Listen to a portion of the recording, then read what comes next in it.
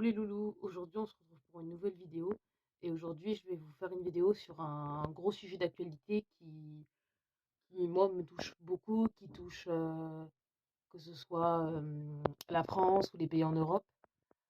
Ça touche tout le monde, que ce soit au niveau économique, politique, moral, etc. C'est une situation et un événement qui touche tout le monde. Aujourd'hui je vais vous parler de la situation qui se passe en Ukraine, c'est-à-dire la guerre que la Russe est en train infliger, pardon, je sais pas trop comment on dit. Dites-moi en commentaire comment ça se dit d'ailleurs, je sais pas trop comment on prononce le mot. Donc dites-moi comment c'est écrit et dites-moi comment on prononce infliger, je crois. Je crois qu'on dit comme ça, enfin bref. Et du coup, je vais vous parler de cet événement, de ce qui se passe un petit peu, je vais vous raconter un petit peu ce qui se passe et ce que moi j'ai ressenti et ce que je ressens par rapport à ce qui se passe.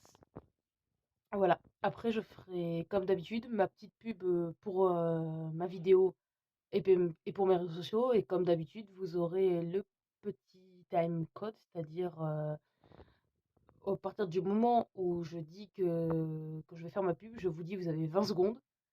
Et le time code, c'est-à-dire qu'en fait, pendant 20 secondes, je ne parle pas.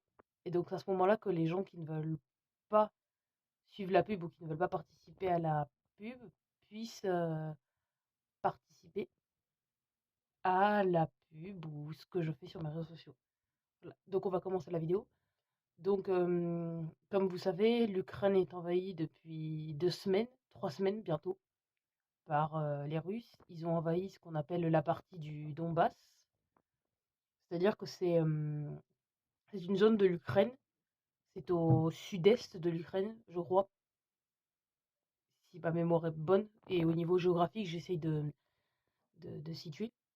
Donc les Russes sont attaqués cette zone-là, car on est à la limite de la frontière russe, c'est-à-dire qu'il y a une partie du Donbass qui est une partie des personnes qui habitent dans le Donbass qui se considèrent russes et d'autres qui se considèrent ukrainiens. Donc tout le Donbass est envahi, on dit envahi, quand il y a une guerre. Donc toute cette partie-là est envahie. Il y a eu des bombardements à Kiev. Pour ceux qui ne savent pas, Kiev est la capitale de l'Ukraine. Comme je vous prends un petit exemple, par exemple, nous, la capitale en France, c'est Paris, par exemple. Ou par exemple, en Espagne, la capitale, c'est Madrid, voilà. C'était pour vous donner un petit exemple pour ceux qui ne savaient pas ce que c'était c'était juste pour vous donner une petite notion de géographie pour ceux qui ne savaient pas ce que c'était une capitale. Donc il y a eu des bombardements à Kiev, dans la capitale.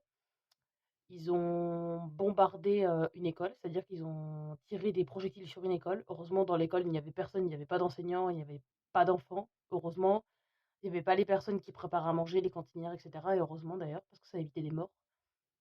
Et il faut savoir aussi que les Russes sont complètement, je vais pas dire tarés parce que le mot ne se dit pas trop par rapport à ma vidéo, je l'ai dit mais c'est pas grave.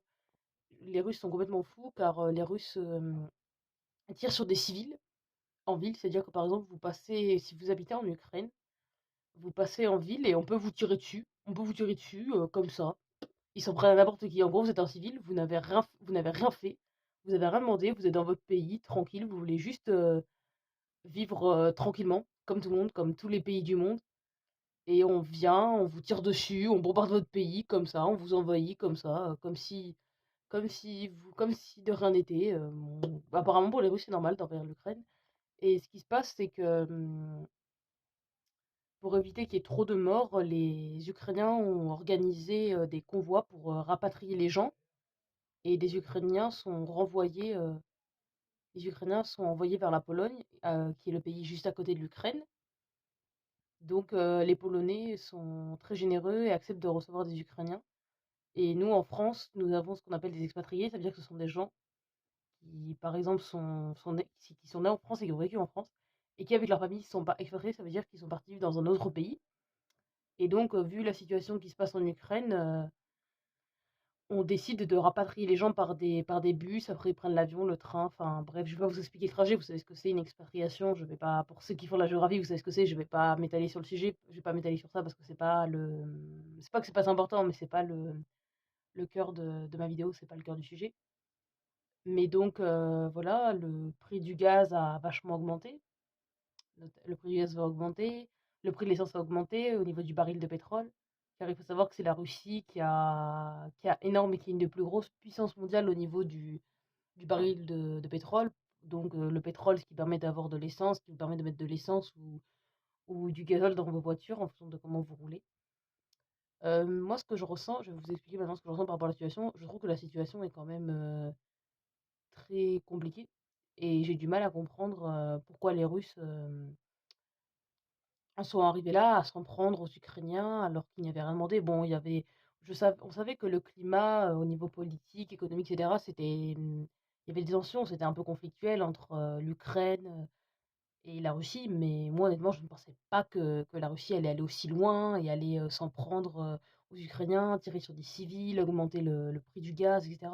Parce qu'en fait, il faut savoir que ce qui se passe en Ukraine, ce que font les Russes, ça a des conséquences aussi dans notre pays, c'est-à-dire dans l'Europe. Et nous, la France, notre président Emmanuel Macron est président de l'Europe. Il faut savoir que ça a des conséquences aussi bien sur les Ukrainiens que sur tous les pays de l'Europe et tous les pays de l'Union européenne, les 27 pays membres. Donc la solidarité s'est mise en place et en France, nous avons, ce que je trouve, ce que je ressens aussi, c'est que la France est très solidaire.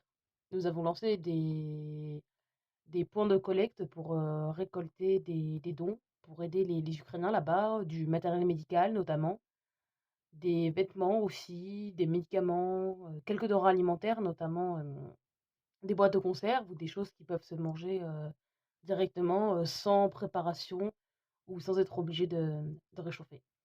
Voilà. Donc je voulais faire cette vidéo importante, j'ai eu du mal à la faire car c'est quelque chose qui est difficile. On est tous, c'est une situation qui est très difficile. Même pour ceux qui ne vivent pas dans l'Ukraine, etc., on comprend ce que ressentent les gens et on se met à leur place et on se dit, franchement, si on était à leur franchement, si nous, en France, nous étions à la place des franchement, si nous, on était à la place des Ukrainiens, on aimerait être aidés et qu'il y ait la solidarité qui se mette en place, etc., et qu'on vienne nous aider, quoi. Franchement, on serait très content qu'on vienne nous aider. Donc voilà. Je voulais juste dire quelque chose avant de passer à ma pub pour mes réseaux sociaux, etc. Je voulais juste dire il faut être solidaire. Honnêtement, soyez solidaires. Honnêtement, soyez solidaires et aidez les Ukrainiens dans ce long combat difficile et acharné contre les Russes. Aidez-les, soyez solidaires, allez faire des dons si vous ne l'avez toujours pas fait. Vous n'êtes pas obligé de donner, mais au moins faites quelque chose, quoi. Si vous ne donnez pas, lancez-moi des messages, dites aux gens d'aller donner, etc. Donc maintenant, je vais faire ma pub pour mes réseaux sociaux et pour ma chaîne. Donc à partir de maintenant, vous avez 20 secondes pour quitter la chaîne.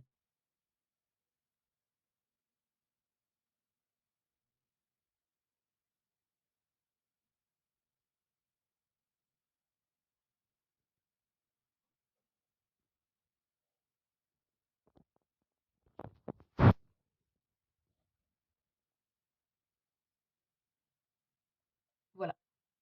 Donc pour ceux qui voulaient partir, c'est trop tard maintenant. Maintenant, je fais ma pub pour mes réseaux sociaux